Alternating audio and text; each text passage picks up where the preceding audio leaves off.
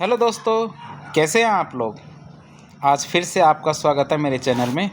और आज हम बात करेंगे सिविल सेवाओं में लेटरल एंट्री के बारे में, अर्थात lateral entry in civil services. हम इसके बारे में बात क्यों कर रहे हैं, पहला कारण तो यह आना चाहिए कि हम इसके बारे में बात क्यों कर रहे हैं।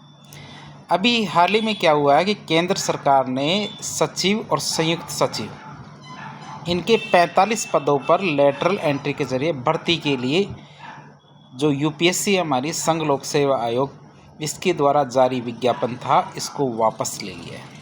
अर्थात यूपीएससी अर्थात संघ लोक सेवा आयोग ने 45 पदों के लिए जो सचिव और संयुक्त सचिव के पद थे उनके लिए लेटरल एंट्री के जरिए भर्ती के लिए विज्ञापन जारी किया था, लेकिन केंद्र सरकार ने उस विज्ञापन को वापस ले लिया। इसलिए यह हमें जानना ज़रूरी हो जाता है कि लेटरल एंट्री क्या है और इससे संबंधित जितने भी पहलू हैं उसके बारे में हमें जानना बहुत ज़्यादा ज़रूरी है। तथ्यों की बात करें, लेटरल एंट्री के लिए जारी किए गए विज्ञापन को आलोचनाओं के कारण वापस लिया गया है। अर्थात जो हमारे सचिव और संयुक्त सचिव स्तर के जो अधिकारी हैं उनको नियुक्त करने के लिए जो विज्ञापन दिया गया था उसकी सभी जगह आलोचना की गई और इस आलोचना की वजह से उस विज्ञापन को वापस लिया गया। इस आलोचना का कारण क्या था? इस आलोचना का कारण ये है कि ऐसी भर्ती में एससी, एसटी और ओबीसी के उम्मीदवारों के लिए कोई आरक्षण नहीं होता है। अर्थात यहाँ पूरा चांस हो सकता है कि सभी पद सामान्य वर्ग के व्यक्तियों के लिए भरे जाएं।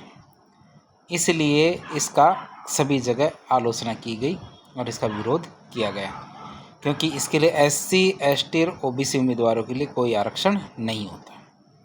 अब नवंबर 2018 में जो हमारे डीओपीटी विभाग है अर्थात कार्मिक एवं प्रशिक्षण विभाग है, उनके द्वारा यूपीएससी को एक पत्र लिखा गया और उसमें उल्लेख किया गया। क्या उल्लेख किया गया? कि इन पदों को भरने में वर्तमान व्यवस्था को प्रतिनियुक्ति के रूप में माना जा सकता है, जहां एससी, एसटी, ओबीसी के आरक्षण को लागू करना जरूरी नहीं है, अर्थात अनिवार्य नहीं है।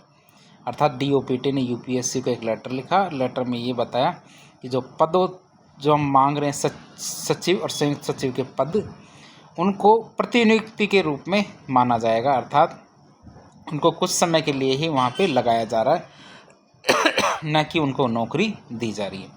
तो जब आप किसी भी पद पे प्रतिनियुक्ति के रूप में किसी को नियुक्त करते हो तो उसमें आरक्षण होना अनिवार्य नहीं है। अब आगे बात करते हैं इसी के बारे में। हालांकि यथोचित योग्य एससी, एसटी और ओबीसी उम्मीदवार पात्र है, अर्थात ये कह रहे हैं कि ऐसा नहीं है कि एससी, एसटी और ओबीसी का कोई भी व्यक्ति सचिव या संयुक्त सचिव बनने का पात्र नहीं है, तो उन पर विचार किया जाना चाहिए। साथ ही समग्र प्रतिनिधित्व सुनिश्चित करने के लिए समान स्थिति वाले मामले में ऐसे उम्मीदवारों को प्राथमिकता दी जानी चाहिए। अर्थात यदि एक व्यक्ति सामान्य है, एक व्यक्ति एससी, एसटी और ओबीसी का है और उसे लिया जाना है और समान उनके अंदर योग्यता है, तो एससी, एसटी, ओबीसी वाले को प्राथमिकता दी जा सकती है, लेकिन इसमें किसी भी प्रकार के आरक्षण का कोई प्रावधान नहीं है। अब इसमें बहस छिड़ गई। बहस छिड़ने का कारण क्या है कि लेटरल एंट्री में आरक्षण की व्यवस्था क्यों नहीं है? आखिर आरक्षण की व्यवस्था की जानी चाहिए इसके अंदर।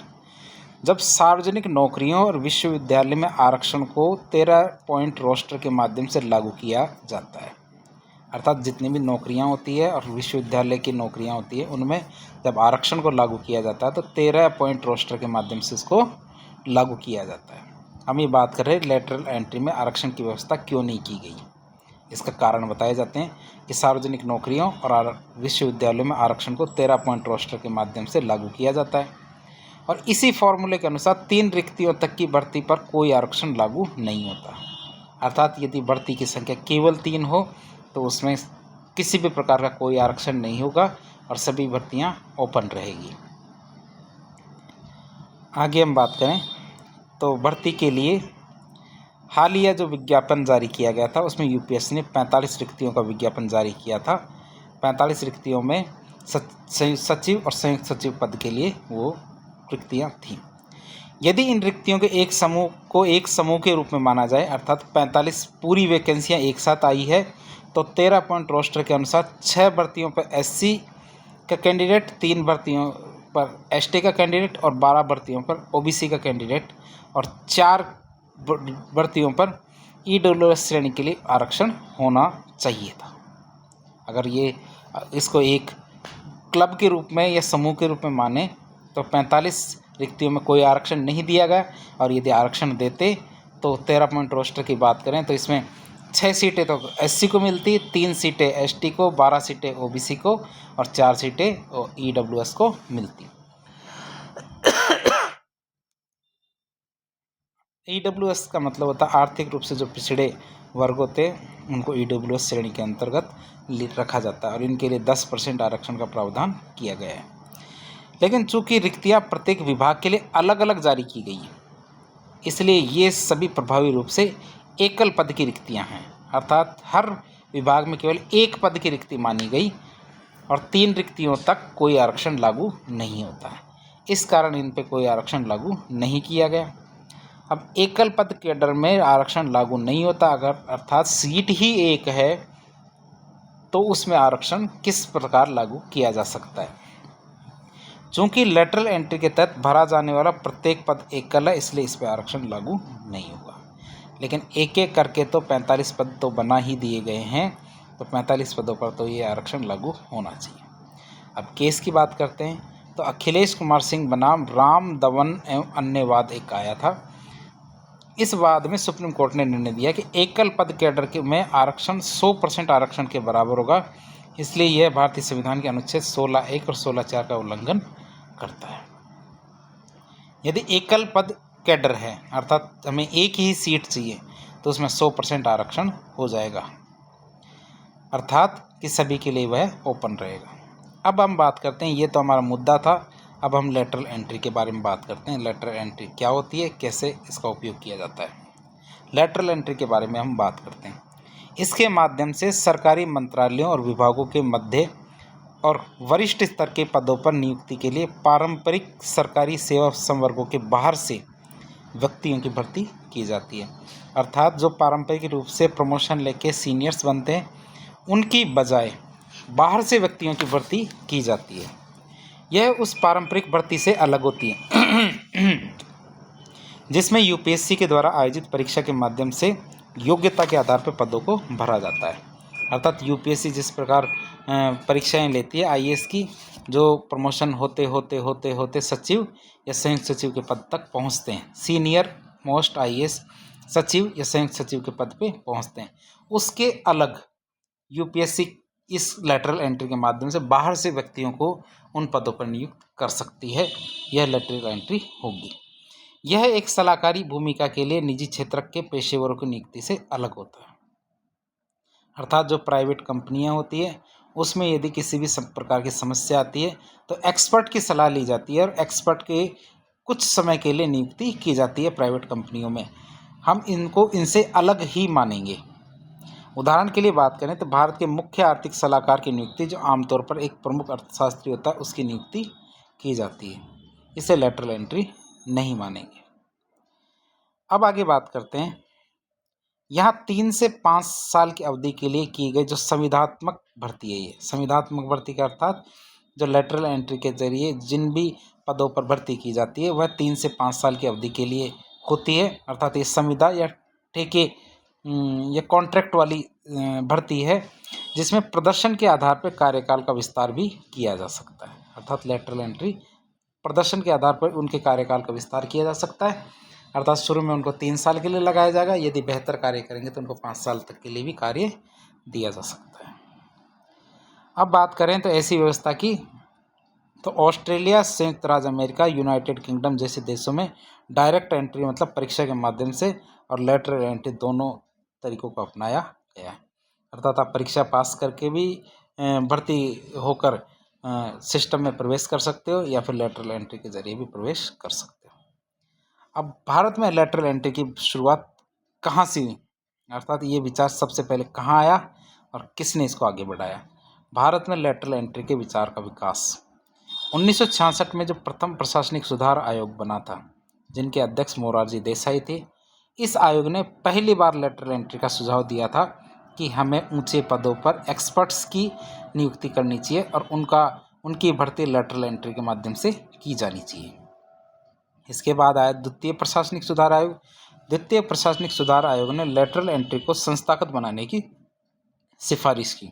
अर्थात द्वितीय प्रशासनिक आयोग ने कुछ ऐसी संस्थाएं बनाने की बात की जिनके माध्यम से लेटरल एंट्री के थ्रू उच्च पदों पर भर्तियां की जा सके। 2016 में शशि थरूर की अध्यक्षता में एक संसदीय स्थायी समिति का गठन किया गया और इस समिति ने विविध क्षेत्रों से प्रतिष्ठित व्यक्तियों को प्रशासन में शामिल करने की सिफारिश की थी कि जैसे हमारी सरकारी कंपनियां घाटे में जाती है जबकि प्राइवेट कंपनियां हमेशा फ़ायदे में रहती है, तो उनके जो एक्सपर्ट्स हैं प्राइवेट क्षेत्र के या निजी क्षेत्र के, तो उनके जो एक्सपर्ट्स हैं उन व्यक्तियों को हमारे प्रशासन में शामिल करने की बात की गई कि उन्हें शामिल किया जाना चाहिए और हमारे प्रशासन को सुधार करना चाहिए। अब नीति आयोग की बात करें तो नीति आयोग में हमें पता है कि एक 3 वर्ष का एजेंडा होता है, तो एक 3 वर्ष का वर्षीय एजेंडा और गवर्नेंस पर सचिवों की सेक्टोरल ग्रुप है एक। इसकी जो रिपोर्ट छापी गई थी 2017 के अंदर, उसमें मध्यम और वरिष्ठ प्रबंध स्तरों पर लेटरल एंट्री की सिफारिश की गई थी कि जो मध्यम और वरिष्ठ प्रबंधन स्तर है वहाँ पर लेटरल एंट्री के माध्यम से ही भर्ती की जानी चाहिए। 2018 में लेटरल एंट्री भर्ती की आधिकारिक घोषणा भी कर दी गई थी कि हम भविष्य में लेटरल एंट्री के जरिए पदों पर भर्ती करेंगे, तो ये 2018 में इस चीज़ की घोषणा भी कर दी थी।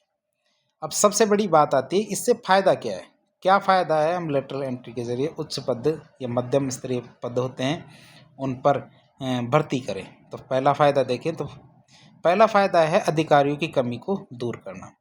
DOPT की 2023-24 की अनुदानों की रिपोर्ट देखें, अनुदान मांगों की रिपोर्ट देखें तो केंद्र सरकार के स्तर पर 442 IAS अधिकारी काम कर रहे हैं, सेंटर में 442 अधिकारी काम कर रहे हैं जबकि ज़रूरत 1469 की है। अर्थात 442 अधिकारी IAS अधिकारी सेंटर में काम कर रहे हैं लेकिन ज़रूरत कितनी है, 1469 IAS अधिकारियों की।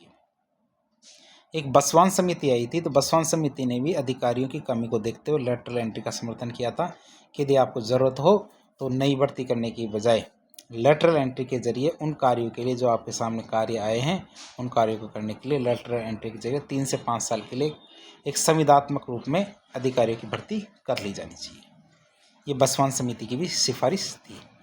कार्यकुशलता प्रशासनिक क्षमता में वृद्धि। नीति आयोग के अनुसार लेटरल एंट्री वेटरन एंट्री हो गया, लेटरल एंट्री है, तो लेटरल एंट्री स्थापित कैरियर आधारित नौकरशाही में प्रतिस्पर्धा को बढ़ावा देती है। अर्थात यदि लेटरल एंट्री के जरिए सचिव, संयुक्त सचिव या उच्च और मध्यम स्तर के जो पदों पर लेटरल एंट्री के जरिए भर्ती की जानी शुरू की जाएगी तो जो हमारी पारंपरिक नौकरशाही है उसमें प्रतिस्पर्धा का गुण विकसित होगा और बेहतर कार्य संपादित करेंगे। आगे हम बात करें तो विशिष्ट विषयों के विशेषज्ञों को शामिल करना, अर्थात IAS अधिकारी सभी विषयों के सामान्यज्ञ होते हैं, अर्थात उन्हें सभी विषयों से संबंधित सामान्य रूप से थोड़ा ज्ञान होता है लेकिन वे किसी भी एक विषय के विशेषज्ञ नहीं होते हैं। अर्थात यदि वित्त विभाग में कार्य करने वाले IAS अधिकारी वित्त विशेषज्ञ नहीं होते हैं तो वो वित्त से संबंधित जो भी नीतियाँ बनानी होती है तो उनके वो विशेषज्ञ नहीं होते हैं। तो हम इस कारण से वहाँ पर लेटरल एंट्री के जरिए कुछ विशेषज्ञों की भर्ती भी कर सकते हैं जो अपने विषय के क्या होते हैं, विशेषज्ञ होते हैं। अर्थशास्त्र, वित्त, robotics, artificial intelligence, crypto currency जैसी तकनीकों में अनुभव रखने वाले व्यक्तियों को काम में रखने से क्या होगा, सार्वजनिक नीतियों में एक नया दृष्टिकोण आ सकता है क्योंकि विशेषज्ञ यदि प्रशासन में आएंगे तो कार्य दक्षता में तो वृद्धि होगी ही। आगे बात करते विभागीय आवश्यकताओं का पूरा करना। कुछ मंत्रालय और विभागों को नागर विमानन, पर्यावरण, जलवायु परिवर्तन जैसे मुद्दों पर निजी क्षेत्र के साथ मिलकर काम करने की जरूरत है।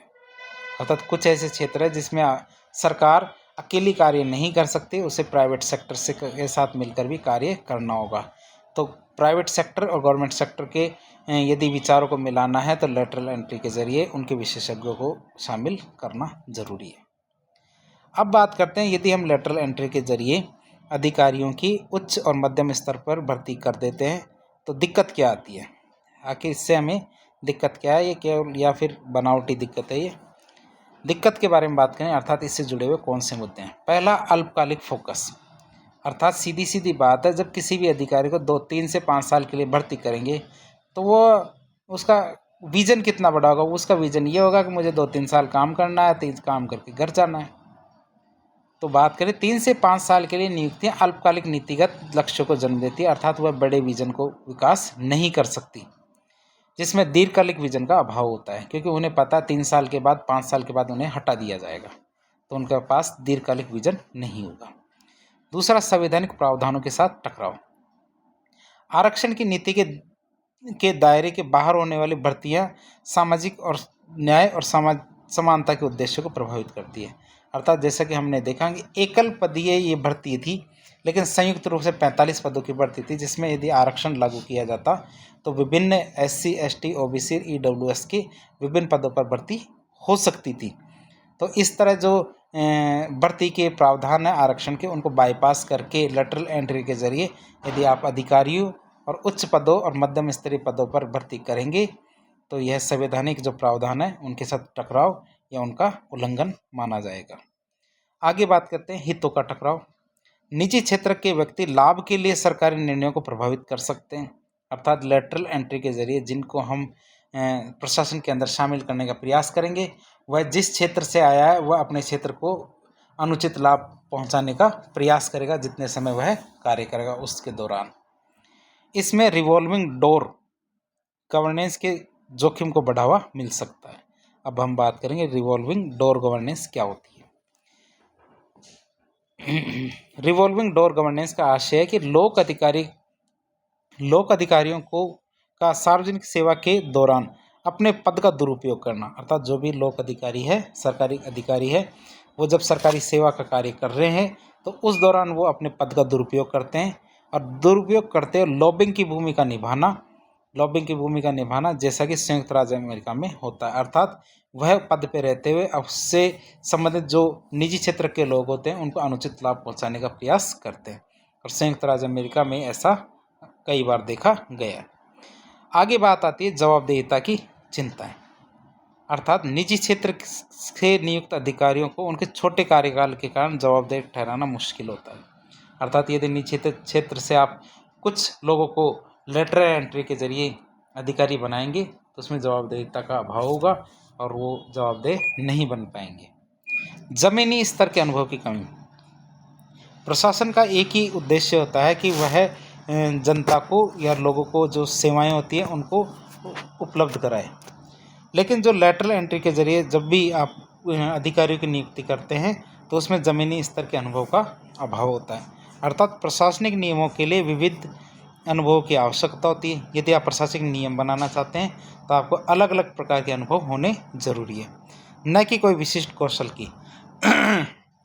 उनके लिए स्थानीय गतिशीलता को समझना भी बहुत महत्वपूर्ण होता है कि समाज किस प्रकार गतिशील है, किस प्रकार कार्य करता है, उनके पास यह समझ होनी आवश्यक है। फिर बात करते हैं राजनीतिक हस्तक्षेप, अर्थात चयन प्रक्रिया में राजनीतिक हस्तक्षेप से भाई भतीजावाद और पक्षपात की संभावना उत्पन्न हो सकती है, अर्थात सरकार में जो लोग बैठे हैं वह अपने रिश्तेदार जानकार को लेटरल एंट्री के जरिए उच्च पदों पर नियुक्त करने का प्रयास कर सकते हैं, जिससे पॉलिसियां या नीतियां प्रभावित हो सकती हैं। अब बात करते हैं आगे की राह, अर्थात आगे हमें क्या करना चाहिए इस मामले में। तो निम्नलिखित कदमों को अपनाते हुए लेटरल एंट्री की प्रक्रिया में सुधार करके रिक्तियों की कमी को पूरा किया जा सकता है। साथ ही इससे अधिकारियों की क्षमता और योग्यता भी सुनिश्चित करने में मदद मिलेगी। पहला होता है लोक प्रशासन विश्वविद्यालय की स्थापना, अर्थात यह सिविल सेवा से जुड़ी आकांक्षी लोगों का एक बड़ा समूह तैयार कर सकता है। साथ ही यह जो हमारे नौकरशाह है उनको देश की अर्थव्यवस्था व अलग अलग क्षेत्रों से संबंधित विशेषज्ञता हासिल करने और बेहतर प्रबंधकीय कौशल प्राप्त करने में सक्षम बना सकता है। अगले बात करते हैं क्या करना चाहिए, इसकी बात कर रहे हैं हम। निजी क्षेत्र में प्रतिनियुक्ति, निजी क्षेत्र में प्रतिनियुक्ति की बात करें तो निजी क्षेत्र में आईएएस और आईपीएस अधिकारी की प्रतिनियुक्ति में से डोमेन आधारित विशेषज्ञता और प्रतिस्पर्धा सुनिश्चित की जा सकती है। प्रत्येक विभाग के लिए लक्ष्य निर्धारित किया जाना चाहिए और ट्रैकिंग को संस्थागत बनाया जाना चाहिए, अर्थात प्रत्येक मंत्रालय और सरकारी एजेंसी को स्पष्ट समय सीमा के मात्र परिणाम आधारित लक्ष्य निर्धारित करने चाहिए। अर्थात सभी विभाग है उनको अपने अपने लक्ष्य निर्धारित किए जाने चाहिए और उन लक्ष्यों को पूरा करने के लिए ट्रैकिंग सिस्टम का विकास करना चाहिए। अधिकारी की भूमिका में एक रूपता लाने के लिए क्षमता निर्माण आयोग और मिशन कर्मयोगी का उपयोग करके मिड कैरियर ट्रेनिंग कार्यक्रम शुरू करनी चाहिए। सिविल सेवकों में कैरियर प्रबंधन को बढ़ावा देना चाहिए। सिविल सेवकों को शुरुआती वर्षों में जो विविध क्षेत्रक है अर्थात अलग अलग क्षेत्र है उनमें ज्ञान प्राप्त करने और उनके बाद उनकी रुचि वाले विशिष्ट डोमेन में उनको विशेषज्ञता प्रदान करने की अनुमति होनी चाहिए। इसके अलावा उनकी रुचि में उनके द्वारा अधिक विशेषज्ञता हासिल करने के लिए उन्हें अध्ययन का अवकाश भी दिया जाना चाहिए, अर्थात पढ़ाई करने के लिए अतिरिक्त अवकाश भी दिया जाना चाहिए।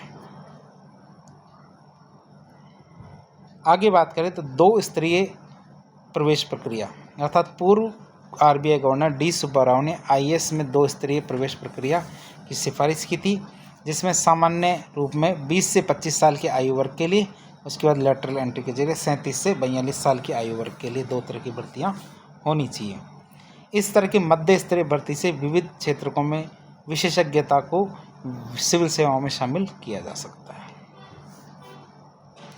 तो इस तरह हमने आज लेटरल एंट्री के बारे में सभी पहलुओं को देखा, उसके लाभ देखे, उसकी कठिनाइयाँ देखी, चुनौतियाँ देखी। तो इस तरह के वीडियो देखने के लिए आप हमारे चैनल से जुड़े। यदि आपको हमारा वीडियो पसंद आया तो इस वीडियो को लाइक करें, चैनल को सब्सक्राइब करें और अपने दोस्तों के साथ इसको शेयर करें ताकि अधिक से अधिक लोगों को हम इस मुहिम में जोड़ सकें। धन्यवाद।